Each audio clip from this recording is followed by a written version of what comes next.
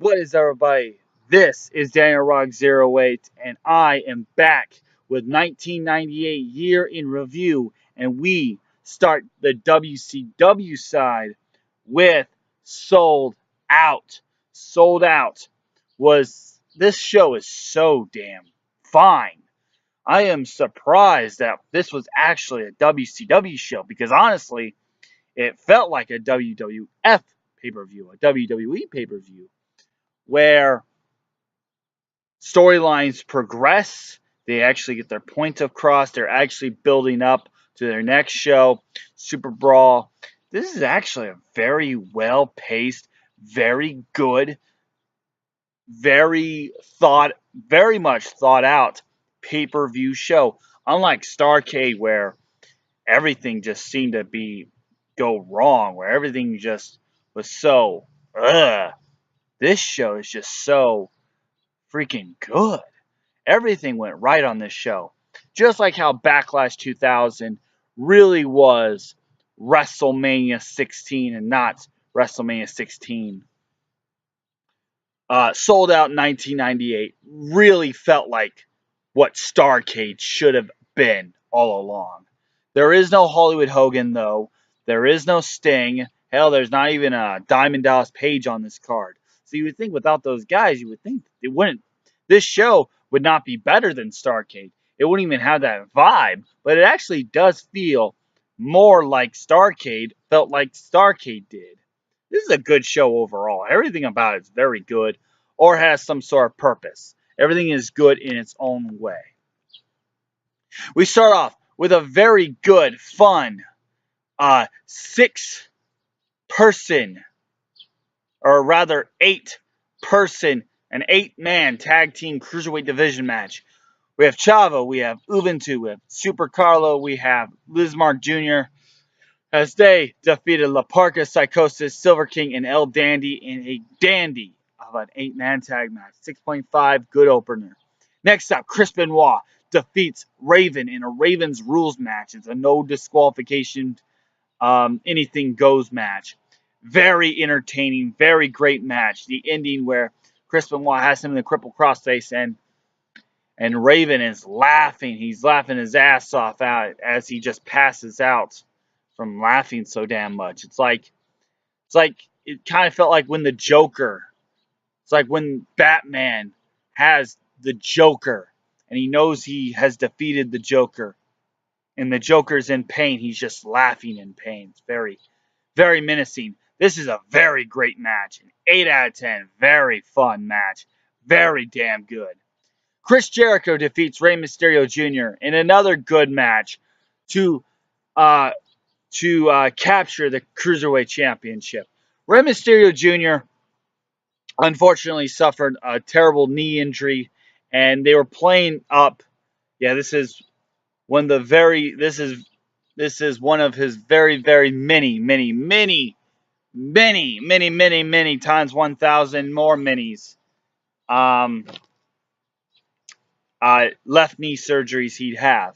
This is a fine match. They played very much up to the knee injury, and Chris Jericho takes advantage of it. Want you know, it's just too bad that today's Raw Cruiserweight division cannot have a great Cruiserweight division match like this. This is a great match. 7 out of 10. We have Roddy Piper. He cuts a promo talking about how the WCW title, because of the controversy out of Starrcade, how we have a fast count, even though it clearly wasn't a fucking fast count. So it's up for grabs. It's up for vacancies at Super Brawl. And Scott Hall will face the winner of the match from Super Brawl, whenever that title match may be. Next up, we have Booker T defeating Rick Martel for the television championship. A good match right here. Yeah, Rick Martel was still wrestling. This is one of his very few last pay-per-views matches. Actually, Super Brawl, he will have his last match. This is a good match. 6.5 out of 10. Rick Martel still hanging in there. He still had what it takes to do good, and he put over Booker T in a good way here. 6.5. Good match. Next up, Larry Sabisco defeats Scott Hall via disqualification in what you think would be a very terrible match. You're looking at Scott Hall and you're like, ooh, he can put on a great match when he feels like it, and that's about 1 or 5% of the time. You have Larry Sabisco, who had been like 50 years old. Maybe not 50, but maybe like 40 something. He had been old. But man, he hadn't wrestled a match. Well, before Starcade, he hadn't wrestled a match in like 4 years. So, you would think this match would be shit. But it's actually fairly decent. Given how much Larry Sabisco hadn't wrestled in such a while, I'd say I give it a fair score of a 5. Towards the end, though, Dusty Rhodes, he would turn on Larry Sabisco. He would drop the big elbow drop on Larry Sabisco. He has the NWO shirt, and Dusty Rhodes joins the NWO and becomes the 10th millionth person of the NWO. Well, let me tell you something, Daddy. Hard times, hard times, hard times is when WCW is getting their butts kicked. They're getting their butts kicked. For a year and a half, Daddy, WCW is getting their butts whipped. Sting didn't get the job quite done due to controversy. Well, let me tell you something, Daddy. Let me tell you something, Daddy. Fuck the WCW. Hard times is when they kick you in the butt and they said that they give you a watch. A hard time, screw them. Screw them. Bite this. I'm taking the easy way out. I'm taking the money. I'm joining the NWO, Daddy. Yeah, I'm with the New World Order, Daddy. Hard times. Too sweet to be sour. Because Scott Hall, Kevin Nash, and all the other guys, Hollywood Hogan, the NWO is just too sweet. Too sweet to be sour. Crazy like a monkey. Crazy than a monkey's uncle.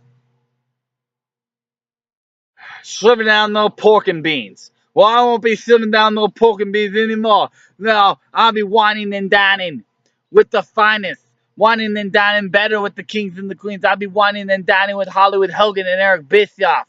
The real kings of professional wrestling. Daddy. So Dusty Rhodes joins in Hard Times. American Dream Dusty Rhodes joins the NWO. Daddy. Next up, we finally get the Battle of the Giants. The match we were supposed to get at Starrcade, but Kevin Nash didn't want to do the job, so he just didn't show up. So Kevin Nash defeats the Giant. So that's funny. So he doesn't show up for Starrcade. Imagine if, Kevin Nash doesn't show up at all for Starrcade. That's like if fucking Triple H decided I'm not showing up for WrestleMania because he doesn't want to put over John Cena or somebody, or whatever the fuck. It's exactly like that. It'd be like if that's exactly what that would be like. It's fucking shameful. So he shows up here. Why? Because he's going over, damn it. And this is actually a very good match. Kevin Nash does a fucking outside dive. Unfortunately, his legs couldn't quite get over the top rope. It's a very sloppy move. He shouldn't have done it. Luckily, Big Show, Paul White, Giant, he was there, right there to catch him. Because that could have been bad. And if the Giant was, say, the cameraman for The Undertaker at WrestleMania 25, Kevin Nash likely could have broke his neck and quite possibly could have ended his career. It was very, very ugly. Now, I said Kevin Nash got lucky that the Giant was right there. Well, at the end of the match, after they had done big booting each other, Kevin Nash with a low blow, and after hot coffee or hot tea or whatever the fuck, hot chocolate, super hot, whatever the fuck, super hot substance to the eyes, Kevin Nash goes for a jackknife powerbomb and drops him right on his fucking skull. Drops him right on his fucking neck. Holy shit. He was successful in the powerbomb at, I believe it was Slamboree 1997. And that was awesome. This powerbomb, the Giant he has put on a lot more weight, probably 40, 50 more pounds, maybe not that much, but quite a bit amount of pounds, a substantial amount of weight gets dropped on his head. And he's lucky he didn't break his neck. So Kevin Nash is lucky he didn't break his neck from that stupid dive he did. And Giant is very lucky that he didn't get dropped, that he didn't break his neck. This is a good match for two very big men. I love these kind of matches where two big guys go in there. There's no bullshit. They just go in there, they beat the shit out of each other. 6 out of 10. Very good. Very good. Bret Hart defeats Ric Flair in what should have been the main event. This is Bret Hart's debut pay-per-view match for WCW, and it's a great match overall. However, I always thought Bret Hart and Ric Flair, you would think these guys would have 5-star classics. However, here, I only give it a 4-star, an 8 out of 10.